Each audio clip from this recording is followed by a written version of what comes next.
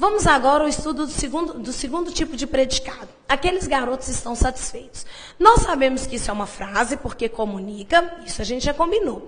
E que essa frase tem um verbo, estão. Se ela tem um verbo, ela também é uma oração. Dessa forma, a gente pode trabalhar com os termos dessa oração. Também já sabemos que verbo é aquela palavra que flexiona dentro do tempo, estão lembrados? Estão, inclusive, está no presente, não é isso? Tudo bem.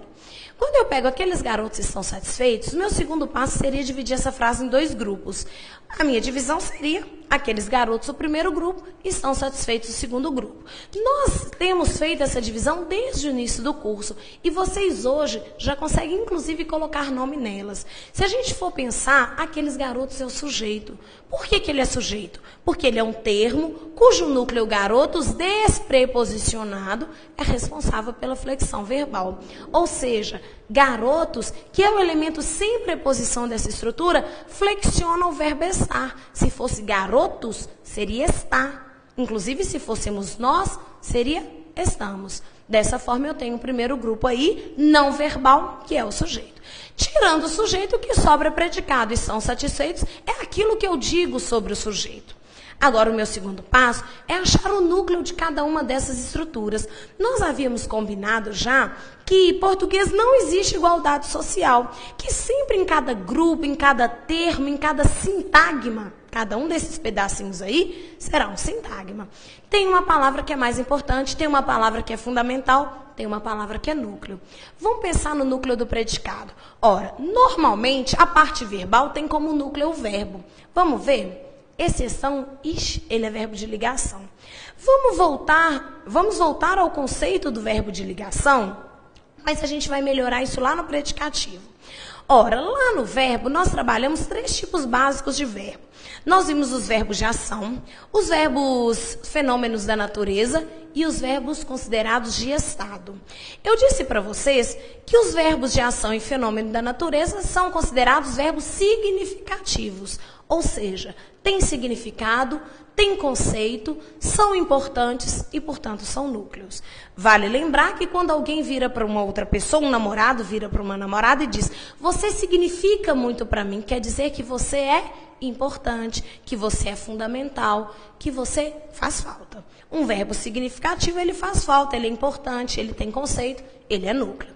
Os verbos de estado, eles não são considerados núcleo do predicado. Até já existem questionamentos acerca desse assunto, mas nós não vamos trabalhar com isso aqui. Vamos pela análise mais tradicional. Vamos entender. Quando eu pego assim, ó, Joana é bonita. A Joana não realiza a ação de ser bonita e nem sofre seu estado em que ela se encontra. Eu fiz a frase para qualificar a Joana. Esse verbo ele é considerado não nocional, não tem significado, não tem noção, não tem conceito, não é núcleo. Esse verbo é chamado verbo de ligação. Eu queria que vocês entendessem que é óbvio que quando eu falo Joana é feliz, Joana está feliz, Joana continua feliz, permanece feliz, ficou feliz, eu tenho informações diferentes, concordo. Joana é feliz é uma característica permanente. Joana está feliz parece transitória. Permanece também, ela já era e continua. Ficou, ela não era e transformou-se. Concordo. Mas essas significações não são consideradas pela gramática tradicional ainda informações centrais. Quando você pensa assim, ora, Joana é bonita, a frase foi feita para qualificar a Joana. A informação central aí seria bonita.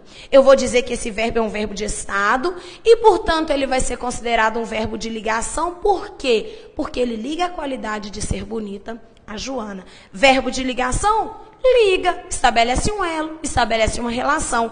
E para vocês não dizerem que português tem exceção, vamos voltar ao primeiro dia de aula, quando eu disse para vocês que elemento de ligação, elemento relacional, aquilo que estabelece elo, não é considerado núcleo e não exerce função sintática no português.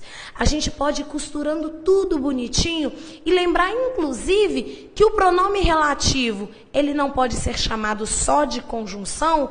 Por quê? Porque além de estabelecer elo, ele exerce uma função sintática. Se ele fosse só um elo, como conjunção, preposição e verbo de ligação, eles não exerceriam função. Inclusive, eu contei a historinha para vocês da aliança, não é?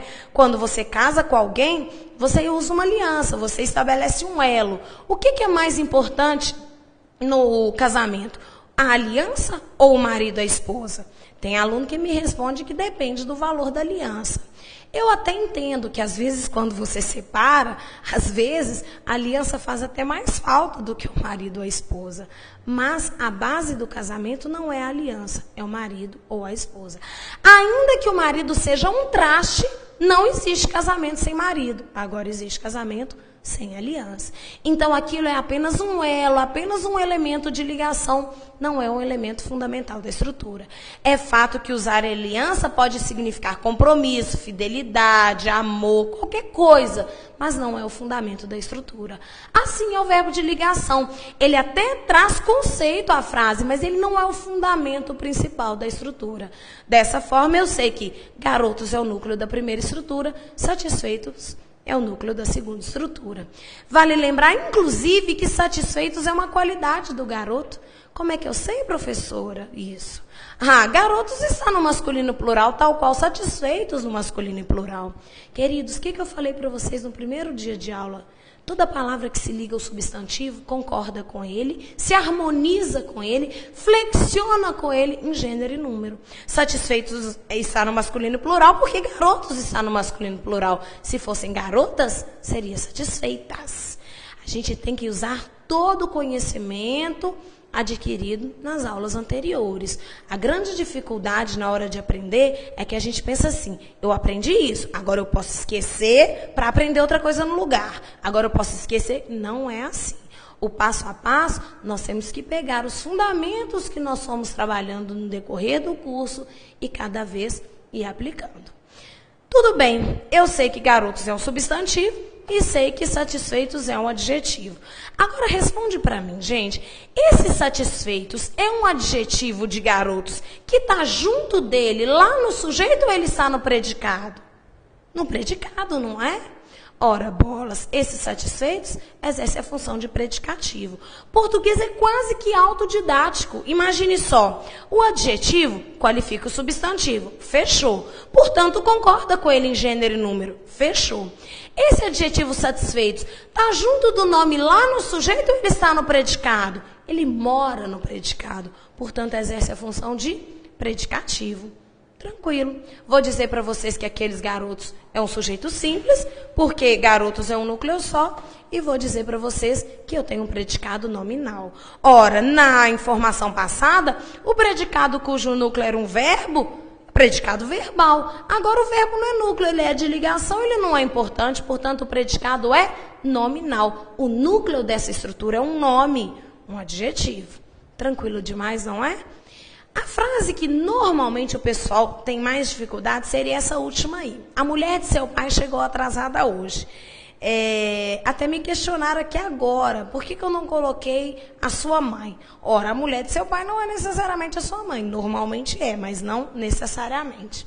Pois é, nessa sua frase, a mulher de seu pai chegou atrasada hoje, chegou é o verbo, então essa frase tem uma oração, nós podemos analisá-la.